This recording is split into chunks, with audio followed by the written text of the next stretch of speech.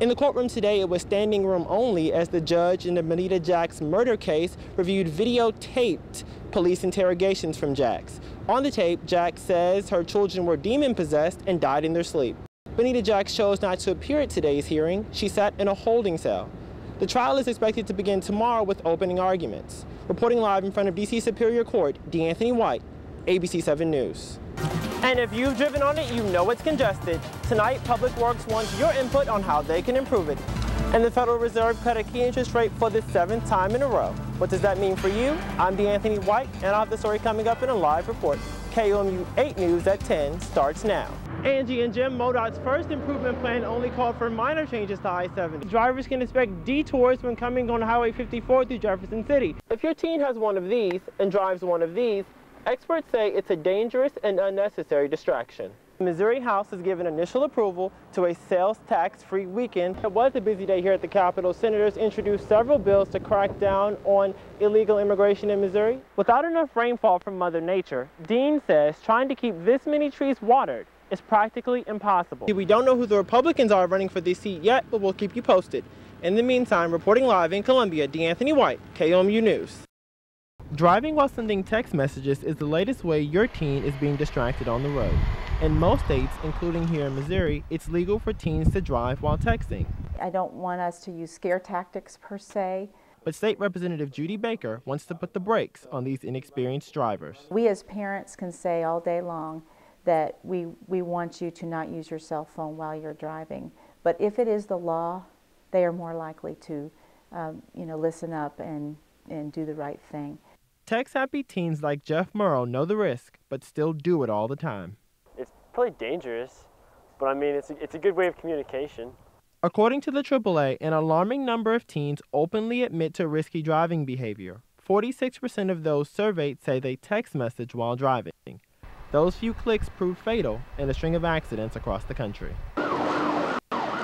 Among the most tragic, a crash in upstate New York last June, just days after graduation, killing 5 teens, including the young driver who sent a text message just before crossing the center line. None of those texts are important. It's all stupid stuff. 19 states plus the District of Columbia now have laws banning teens from using cell phones while driving. In their learning period, I think it's important that we as adults send them the signal that this is not a time for you to be using your cell phones, that this is a time to be concentrating on your driving skills. I mean, I can't imagine a more distracting thing to do behind the wheel than try and punch a text message while looking at the keys while you're driving an automobile. Wright has studied traffic for the AAA for 42 years and says laws alone aren't the solution. People have to recognize that multitasking when they're behind the wheel of an automobile, allowing things to divert their attention from the traffic stream, is a dangerous activity to engage in. Teens like Merle know all too well what parents would say if they knew what was going on behind the wheel. Well, whenever they call me and I'm behind the wheel, they get mad, so they'd probably get double mad. So they'd probably tell me to stop. Driving under the influence of a keypad, yet another concern for parents of teens. D'Anthony White, KOMU News, Columbia. There you go, darling. Local stores are rolling out their red carpet and expecting a lot more green this holiday season. Despite predictions of a sales decrease, stores in the district say they're on track to beat last year's holiday earnings. Absolutely more foot traffic. As of November 1st, we've already been a lot busier. Sweat says in the run-up to Black Friday, the traditional kickoff to the holiday shopping season, she'll offer incentives to help wrap the deal. People always love a sale. During this time of the year, that rings especially true for Talisa Crum, a self-described bargain shopper.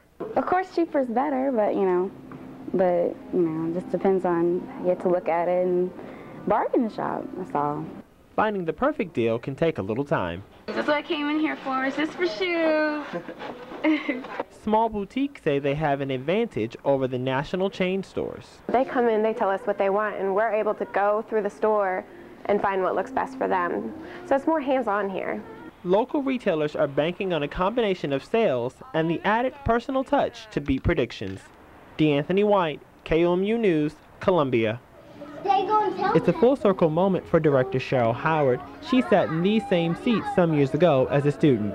The predicament the building was in when I came back to Norris Stewart was not a happy sight.